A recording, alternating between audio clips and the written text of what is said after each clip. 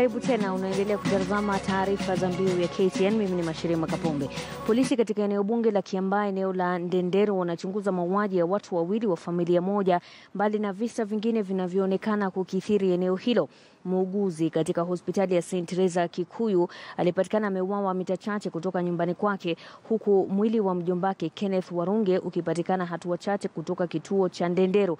Wawili hao wanadaiwa kuuawa kwa kifaa butu kilichotumia kuwagonga kichwani. Baba mkwe wa muuguzi huyo ameeleza jinsi waliupata mwili wake baada yake na mumewe kuwa na wasiwasi na kwenda kumtafuta alipochelewa kufika nyumbani. OCPD wa Kiambaa Wilberforce Charani amesema wanachunguza rununu za marehemu na wanaimani kuwa watapata majibu ya mauaji hayo. My brother ameuwawa na nikatoka hapa nika-identify yeye, nikajua ni yeye. Alafu kutoka hapo nikaenda kwa my sister. Kwa my sister naye nikasikia bibi ya sani yake ameuwawa. Kwa hivyo sasa mambo iko namna hiyo. Tumeanzisha uchunguzi kwa sababu hatujui ni nani alifanya, na hivyo tumeanzisha uchunguzi kutafuta wale ambao huenda walifanya hiyo kitendo. Kundi moja la mashirika yasiyo ya serikali limejitokeza kupigania haki za mtoto wa kike na wanawake kwa jumla barani Afrika kupitia mradi unaofadhiliwa na Muungano wa Bara Ulaya.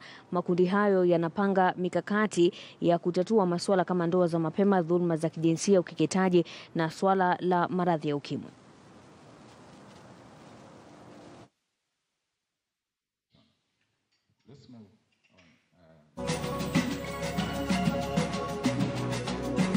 A good report, quite reflective on the real fundamental issues affecting our young women, our girls in Africa, on the continent, and overall with a bearing on the overall quality of life of our young women and girls on the continent. I think it was quite informative on the real issues. We've come up with the commitments, we've come up with the next steps on how we want to handle the issue of FGM, the issue of HIV/AIDS, the issue of violence against women and other harmful practices, how we want to handle them across the different countries in Africa.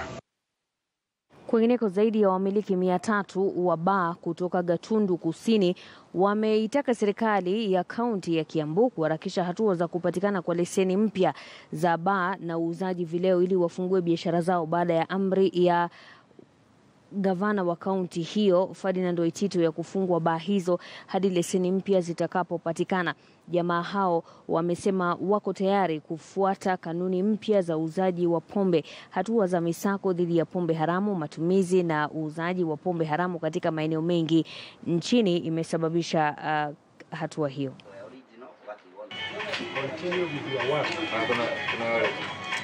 Clean up our market from unadulterated alcohol, second generation alcohol, or illicit brews that can make their way into the market. We have been to Kamwangi, we have been to Kikuyu, and we have seized some products that were found to be fake in the market. The reason why we have the team is to ensure that we have all the qualifications needed by the required standards in terms of the consumable products in the market. Tuelekee pwani sasa. Mahakama ya Mombasa imesimamisha shughuli zozote zinazonuia kutatiza hoteli ya Salama Beach iliyo mjini Malindi kufuatia mzozo uliopo kuhusiana na umiliki wake. Jaji PJ Otieno aliamuru kwamba biashara katika hoteli hiyo iendelee bila kutatizwa na pande zote mbili. Katika ombi lake tarehe 23 Februari mwaka huu, mmoja wa wanaodai umiliki wa hoteli hiyo, Hans Jagen Langa, anadai kuwa amesababishiwa hasara ya takriban shilingi milioni 63. Hata hivyo, agizo la Jaji Otieno linahitilafiana na maagizo mawili kutoka mahakama ya juu kuhusiana na mahakama kuu kuhusiana na kesi hii ambayo imekuwa mahakamani tangu mwaka wa 2009.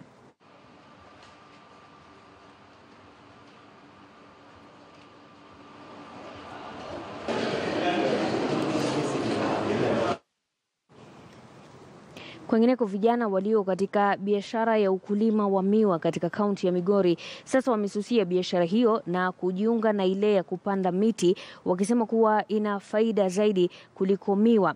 Kulingana na wakulima hao, utafiti uliofanywa katika muda wa miaka 3 iliyopita unaonyesha kwamba wakazi waliopanda miti miaka 3 iliyopita wamepata faida kubwa kushinda waliopanda miwa, ambapo hawajakuwa wakitumia hela nyingi katika kuendesha biashara hiyo. Vijana hao walikuwa katika harakati za kupanda miti 30,000 katika kipande cha ardhi ya ekari 2 ambazo wanasema zitawapa faida ya shilingi 200,000 na shilingi 800,000 iwapo miti hiyo itakuwa na kukatwa baada ya miaka 3. An acre of sugarcane always gave us an average of 150,000. However, it was faced with a lot of constraints. Such constraints included late payments. It required a lot of funds to maintain. Equally, we needed to find kind of loans in order to finance the sugarcane plantation. But when compared to eucalyptus farming, it will take almost the same duration as sugarcane. However, we don't require maintenance, funds to maintain eucalyptus. Once you plant them and weed them once or twice, they will always grow by themselves. Eucalyptus are also not affected by diseases. So, as compared to sugarcane, we feel that plantation of eucalyptus is better off as compared to sugarcane. Shughuli za usafiri zilisambaratika kwa saa kadhaa katika mji wa Kirugoya, kaunti ya Kirinyaga, baada ya waendesha taksi kufanya maandamano wakipinga kile walichokitaja kuwa kusumbuliwa na maaskari wa kaunti ya Kirinyaga pamoja na polisi wa trafiki. Wakiongozwa na mkuu wa muungano wa wafanyabiashara wa Kirinyaga, Andrew Ngirishi, jamaa hao walioghadhabika walidai kuwa maafisa hao wanashirikiana ili kuwaondoa katika eneo lao la kufanyia kazi.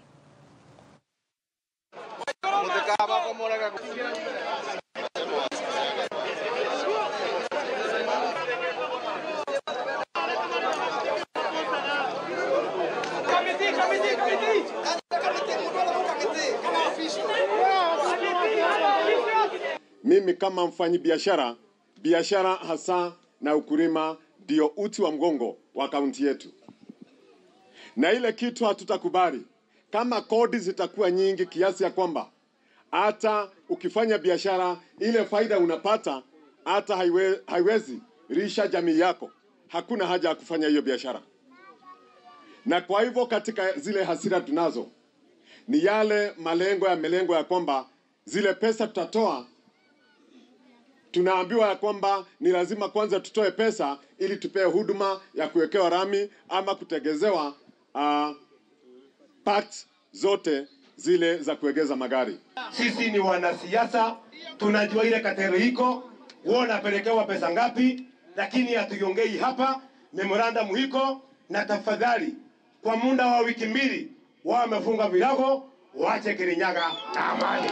Vita mnasema kwa kaunti, tunaielewa na tunajua, na mimi nitasema hapa, na mwenye atasikia nimesema aende aseme si mtu mwingine alisema, ni mimi. Kulipa parking hiyo haitawezekana. Wenye county assembly walipitisha milioni 10 Kianyaga, Mwea, Kirugoya na Ndia. Parking itengezwe. Italipwa parking wakitengeza hizo parking. Watu wa kukena waache, watu wa trafiki wafanye kazi yao. Ya pili, kukena waondoke, waache watu wa kanjo wafanye kazi yao. Mtazamaji, kufikia hapo sina la ziada. Mimi ni Mashirima Kapombe, lakini kabla ya kuondoka na kuacha na makala ya Hadubini yanayoangazia gharama ya juu ya bei ya umeme, makala yaliyoandaliwa na Hussein Mohamed. Tukutane saa 1 kwenye KTN leo.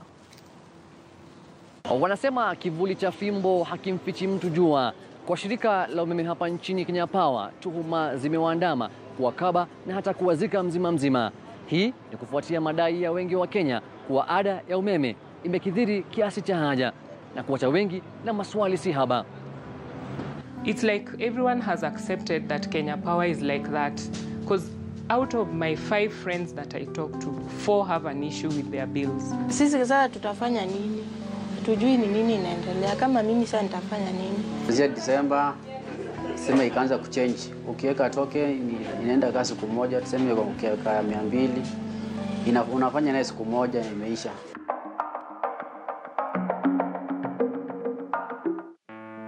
Uchungu wa hasara bado umeiacha familia ya Irene Moraa na kovu ya madhila ya kampuni ya nguvu za umeme ya Kenya Power mtaani Pangani. It ranged from 2,500, it went to 3,000, it rose to 4,000, it went to 4,500. Then I started getting alarmed. I remember asking my nanny, what's wrong with our house? Have we changed anything? Are you cooking things for our neighbors? Huu ndio ulikuwa mwanzo wa matatizo. Kila mwezi bei yake ya stima ikiongezeka maradufu. When it got to 11,000 the following month, I spoke to my landlord. I said there's a problem. My bill has been steadily rising and I don't seem to have changed anything in my house. So my landlord was like, no, that's when it comes to power, it's between you and Kenya Power. So I decided to talk to Kenya Power. By the time I'm writing to Kenya Power, my bill was 15,000 shillings per month. Upeo wa masaibu ya Wakenya ulianza miezi michache kabla uchaguzi mkuu mwaka 2017, hususan mwezi wa Disemba. Bei ya umeme iliongezeka hali ya kutoeleweka. Irene Moraa alisalia kuchukua mkopo ili kulipa gharama yake ya umeme. Wakati huu ilifika 1,100 pesa za Kenya. It had gone to 111,000. I tried to argue, I tried to plead, I tried to explain. I said, this is not possible. I don't have power in my house. How can my bill be going up despite the fact that there's no power? No one was willing to listen. I was told, Mama, lipa hii pesa before we can even hear what you're talking about. The customer has the right to complain, and all he needs to do is that let him or her get us the reading, then come and we will be able to adjust. No. I don't think that is true. We don't say to pay fast. I think that that one is not true. Or whoever has said that, that is incorrect. Because every customer has the right to charge the bill. And as I said, our point of reference is the reading in the customer's premises. So once we get it, we will check in the system and see, do they correspond? And if there is a difference, we will adjust. Certainty that has nothing to do with the elections, because we capture costs on invoices which are billed by the generators. And behind that 10.1, there are invoices belonging to the various generators, and that can be confirmed. Meza ya uchunguzi ya KTN News ilizamia swala zima la ada za umeme. Kurasa za sakata ya kampuni ya Kenya Power ilifunguliwa katika ripoti hii ambayo tulipata, ripoti ya tarehe 30 mwezi Juni mwaka jana. Bei ya mafuta ghafi ilipanda kutoka bilioni 0.8 mwaka 2016 hadi bilioni 10.1 mwaka wa 2017. Na mzigo huu ukasalia kuangukia Wakenya kupitia gharama ya umeme. We are a company which is audited every year, both by internal and external auditors, and the external auditors went through those numbers and were able to be verified. So there is nothing which was inbuilt, which was not fuel used for generation for that period we are talking about. But 10.1 is the highest we've ever received by an office. Yes, that figure is high because it's the double effect of the hydrology, that we didn't have good rains in April, May, and we also didn't have good rains in August, September. Wakenya nao wakionekana kulimbikizwa hili. Aliyekuwa rais wa chama cha wanasheria nchini LSK, Apollo Mboya, alijipata kwenye dau lilo hilo. The first one on 4th, which had been billed as 9,000, I still got that was still high because my office has only got computers, and my bill normally comes to around 1,800. But 3 days after, on 7th, I got another bill requesting me to pay 2,000 and 100 and something. Then I paid. And then on 18th of the same month, December 2017, I got another bill demanding that I pay 300 and something. Then I realized there is a problem. Tarehe 12 Januari mwaka huu, mahakama kuu ilisitisha malipo ya bei ya umeme yaliyonukuliwa kwenye ripoti ya kampuni ya Kenya Power. Lakini cha ajabu ni kuwa mwezi mmoja baadaye, katika chapisho la gazeti rasmi ya serikali Februari tarehe 2, tume ya kudhibiti kawi nchini ERC bado iliwataka Wakenya kugharamia pesa hizo. Lakini cha kutanabaisha zaidi, tarehe 24 mwezi Januari, tume ya ERC iliandika barua nyingine kwa wachapishaji wa serikali na kusema kuwa walichapisha arifa tofauti na lile waliotaka. Kuibua swali zaidi, je, ni nani alichapisha arifa tofauti katika gazeti rasmi la serikali? I asked a few auditors, and they told me also that was strange. So I connected the two, that this overbilling and backbilling could be a way of trying to recover that 10.1 billion which is indicated in the financial statement. Then as we finished after Christmas, I had even more people complaining. And then I decided that let us not complain, but let's take some action now.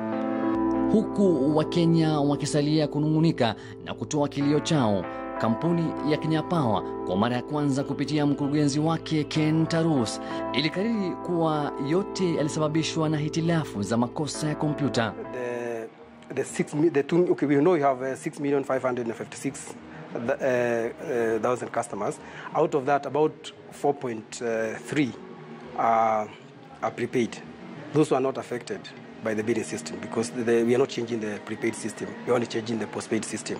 So the only customers who are billed, who would have been affected were 2.2, but only about maybe less than 70,000 were affected out of the total. Yes, because of some challenge in the migration of the data. Then also, the other thing that caused a bit of a few errors was that during that time, when we were migrating, we read on paper. And when you read on paper, now when it comes to translating from paper to the system, there is a human intervention, and that could cause an error. Because remember that before, when we started bidding around maybe 20 years ago, we used to read on paper. We had books, and meter readers would go with books and record the customer data. And what will happen is that sometimes a meter reader can write a 1. Then maybe the person who is doing the data entry reads it as 7. You see, now that one caused an error. I found that letter very curious, because after admission, it should have gone further than to explain how people who had been overbilled or overcharged are going to either recover their money, or they are going to ensure that the money that they had paid in excess is carried forward and be deemed as payment in advance for the power yet to be supplied. First of all, I don't believe in the upgrading of the system, because it doesn't take a whole year to upgrade a system. I mean, I would expect, even if there was an error, maybe a month or two, my bill would have been abnormal, but not a whole year and rising steadily with a certain amount. And I believe if I'd continued paying, maybe my bill would have reached 50,000 a month. I mean, even a restaurant, I'm sure, doesn't pay, a normal, modest restaurant doesn't pay that much. Mighairi ya yote hayo, serikali ya Kenya imesalia kimya kuhusu utata huu wa gharama ya umeme, huku waziri wa kawi Charles Keter akionekana kuwepa swala la fedha za Wakenya. PLC or ERC or the ministry has no mandate whatsoever to do any tariff increment. Mchezo wa karata ukionekana kuchezwa baina ya kampuni ya Kenya Power na tume ya kudhibiti kawi ERC, kila mmoja akimlaumu mwenzake. Kurunzi ikimwangazia kwa kina mkurugenzi mkuu wa ERC, mhandisi Robert Pavel Oimeke. Juhudi za KTN News kupata majibu kwake ziliambulia patupu. huku wakisitiza kuwa wamefuata taratibu na itifaki zote sawa. We are required to have power companies in each and every county. That's what the Constitution envisages in paragraph 8E of the 4th schedule.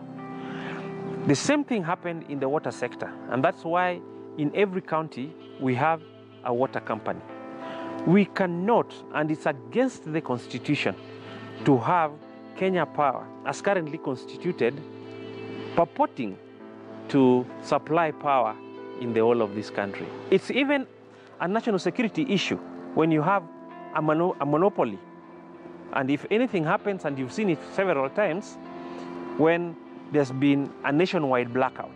Ndani ya afisi ya wakili Mboya ambaye amewasilisha kesi mahakamani, zaidi ya Wakenya 670 wameweza kuleta lalama zao. He stays in a servant quarter where he is paying 5,000 Kenya shilling for rent. And that averagely, he has stayed there for almost 3 years, and he's been paying around 600 Kenya shilling for power. But in December, he got a bill of 65,000. Tarehe 25 mwezi Januari mwaka huu wa 2018, mhasibu mkuu wa serikali katika hati ya kiapo alionyesha ari na nia ya kuchunguza sakata hiyo, lakini hadi kwa sasa imesalia tu maandishi. I have relatives who've complained about Kenya Power. So it's like the way when you talk about cancer. You know somebody who knows somebody. If you yourself, you're not a victim or you're a family member. So for me, Kenya Power is like cancer. I know I can tell you, out of 5 people, 4 people have a complaint about Kenya Power. Some of the contacts that I used to get the information told me that I have stepped on the toes of very powerful people and they're not happy. And in a nutshell, they kept praying for me. They said, we'll pray for you, but please take care. Hadi kwa sasa ni muhimu kwa Wakenya kufahamu kuwa kuna fedha zaidi ambazo huenda wakalazimika kulipa. Bajeti ya Wizara ya Fedha Januari tarehe 19 mwaka 2018 inaweka wazi jinsi kampuni za kibinafsi 20 zitalipwa pesa za Kenya trilioni 2 katika muda wa miaka 25. Malipo ya fedha hizi yatalipwa kupitia bei ya umeme wanaolipia Wakenya. Seeing any time it rains, we are praying hard. Maybe in the next few weeks we should expect rain. If we don't expect rains, you can see the effect will still go down. Therefore, as a result, we are using the diesel power plant in Moroni. The main reason why they are not enhancing the capacity of geothermal and hydro is to ensure that the power cartels still earn money through the thermal generation. What I'm telling them is that we have channels which we have opened for the customers to raise their concerns about the bill.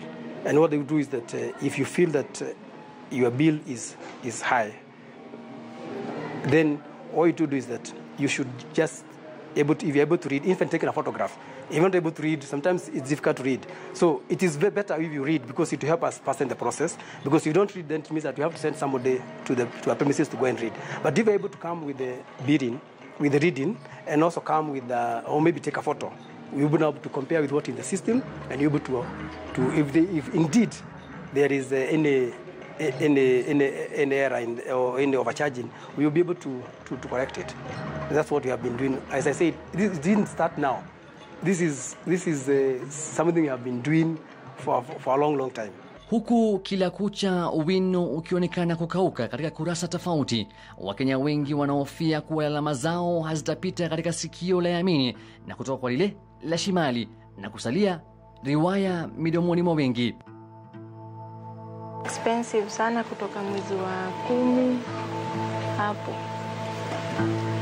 Kitambo nilikuwa naweza tumia so 2 nikiweka napewa unit inakuja 21 20 hivyo. Lakini siku hizi nikiweka hiyo so 2 siwezi kununua.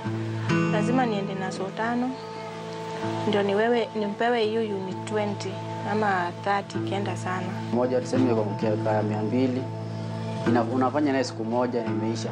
Ukienda kununua ni kitambo tulikuwa tunapewa 19 units. Sasa hiyo ukienda unapewa 8.9 peke yake. Hizo zingine 10 sijui zinapotelea huko. So if you now, like say, you consume about more than 100 units, you buy the 50 units maybe on the first of the month. The first time you buy, it doesn't bet on the date. It's the first time you buy in that month. When you buy the first time in that month, then you get more units. If now you buy the other 50 units later in the month, you get less units because now you are moved to the higher level. So that is what happens. It is not that we charge differently. No, it's only that there are those 550 units which are charged differently because of the lifeline. That's what causes the difference. Hussein Mohamed, KTN News, makala maalum, Hadubini.